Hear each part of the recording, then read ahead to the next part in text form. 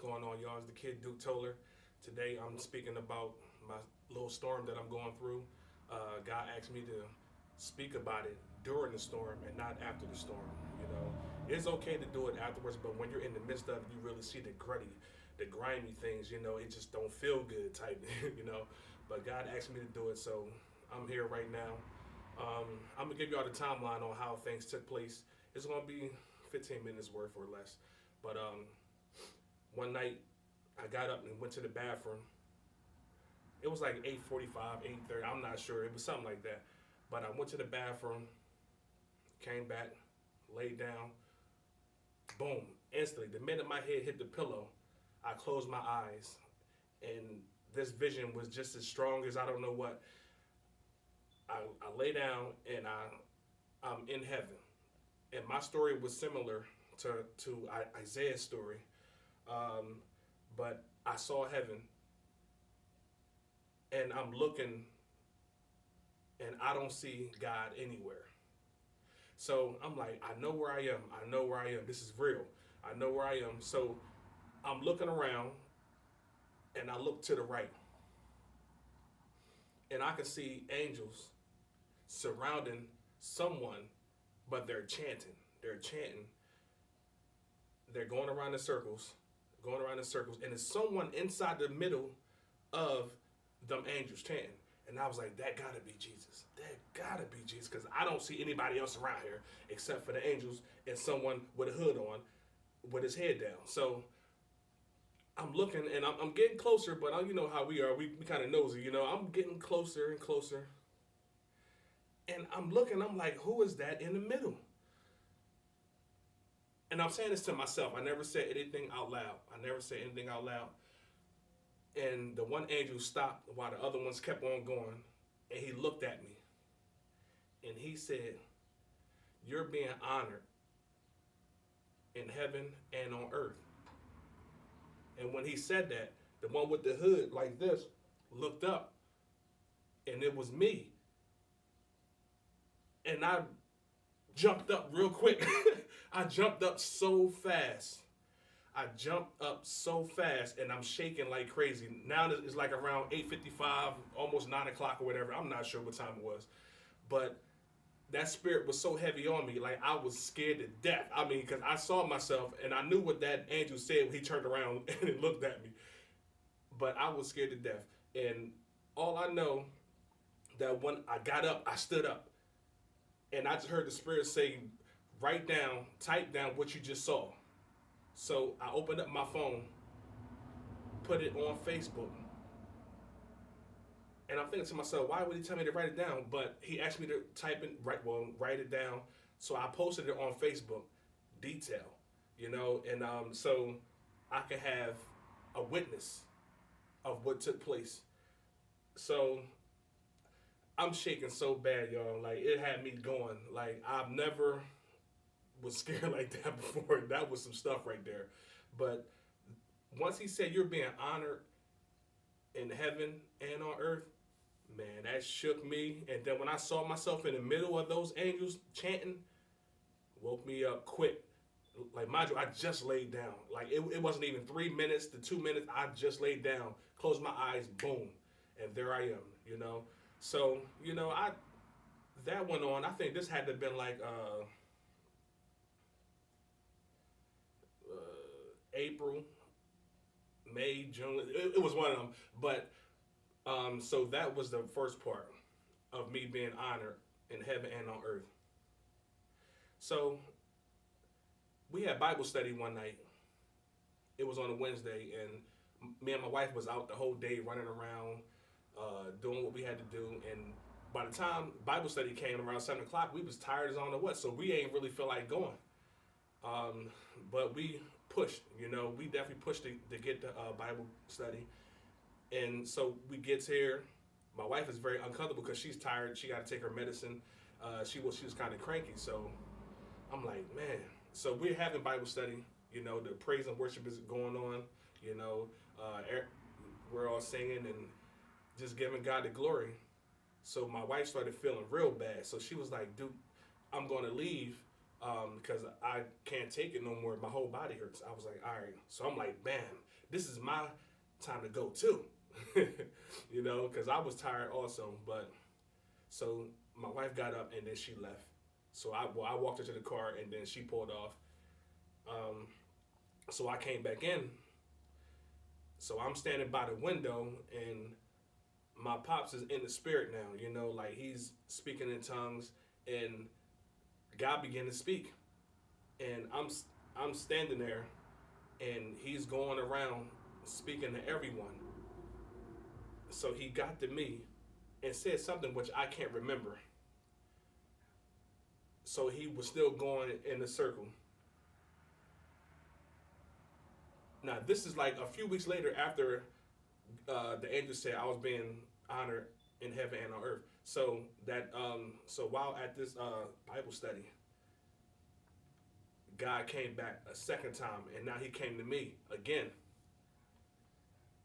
So my pop began to speak, but I know that it was God, straight up. Like He said, "Today I make you my prophet." He said, "When I call you, you don't need paperwork. When I put the stamp on you, you don't need paperwork. Today you are my prophet." And my whole heart dropped. I'm like, mm-mm, mm-mm. I was telling God no because I studied the books of the prophets and I see what happens to them, but you know, I just let it go. I was scared to death when he said you're gonna be my prophet. I said, not today, not today. You better get it to somebody else. But I had manned up, you know, and I took on responsibility, you know, because prophets operate in many different ways, many different seats in that prophetic ministry. But I don't let titles get to me, so I'm still Duke Toler no matter what. So that had been a couple weeks after the angel spoke to me. So now that's what the honor was, you know, that you're going to be a prophet. And I'm like, oh my goodness. God is up to something. God is up to something. So now I'm going to give you all the steps that took place after that. So a few weeks later, I'm in a restroom. Now this is the timeline I'm giving y'all. I'm in a restroom at work, 3 o'clock in the morning. And I got my work together. It's like 3:30. I done finished everything. I prepped everything for the drivers to come in. And it's like 4 o'clock now. So I go to the restroom. Once again, I'm going to the bathroom. Like God pops up when you're least expected, you know. Because right before I was about to work out and pray, I went to the restroom at work. So mind you, it was like 4 o'clock. And I'm washing my hands. And the Lord said, tell your cousin to find someone to take your position because you're not going to be there long. My heart dropped again. My heart dropped again. So when he said that, he showed me her face, the face that she was going to make when I told her this. And it was like a awesome cuz, but dang. You know, so I saw that face. So mind you, it's like 4 o'clock in the morning. So I leave the restroom. I'm walking through the hall, my head down. I'm like, man, God up to something. He's stirring up that pot. He's stirring up something. So so I goes to work out. You know, I'm praying. You know, waiting for the drivers to come in to set the atmosphere for them to come in and feel peace and love when they walk through the door. So now there's like 8 o'clock. So the whole from 4 to 8, I'm going through it. Like I'm not really at work, but I'm at work. So my cousin walks in. Now I know when she's having a good morning, she has her sunglasses on. She got her music playing, walking through the whole building on her phone. So I saw her, and when she's not having a good morning, she's walking slow, music ain't playing. So when she walked in, she had the music playing and the sunglasses on. I said, okay, this is that time. So I let her get herself together. Mind you, it's like 8:30 now. So I walks over to her. So she's doing something on her computer, and I was like, cuz, I got something to tell you. And she was like, she stopped what she was doing and she turned around. She was like, what? What is it? I was like, God said to start prepping someone to take my position because I'm not going to be here long. In that same face, she looked at me.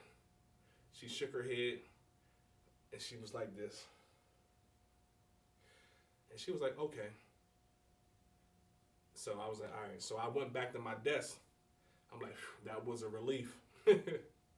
So that was that. So she began to prep people to take my position. So I'm training people to take my position.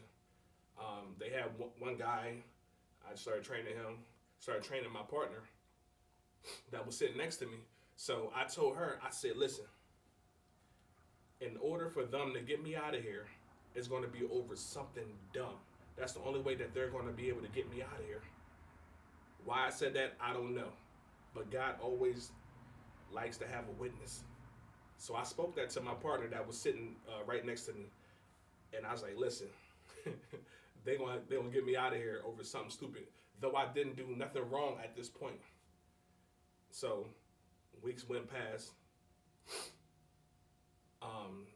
Now it's like it's almost September. I think it's September. So a client called. So I picked up the phone. I said, yeah, this is whatever. How can I help you? And she was like, so what time my driver gonna be here? I was like, between 7:45, 8:15. She was like, okay. So she called back again, like right back again. So she called, same thing. I was like, driver should be there between 7:45, 8:15. So she was like, do I need to call back? I was like, no, you really don't, because the driver should be there. Hold up. It had to been, yeah, because my cousin came in like 7:30. Yeah, that's what it was. She came in like 7:30, something like that. So the client was like, okay. So then she called back again. Now this is the third time. Now I done told her already, what time the driver would be there. So now I got to get into my funny mode. I didn't do this to harm anybody, just all for laughs and giggles. So when she called, I act like I was a country western radio station, We Hot State. I don't know what I said, but I told her she had the wrong number. That was me playing. So she called back.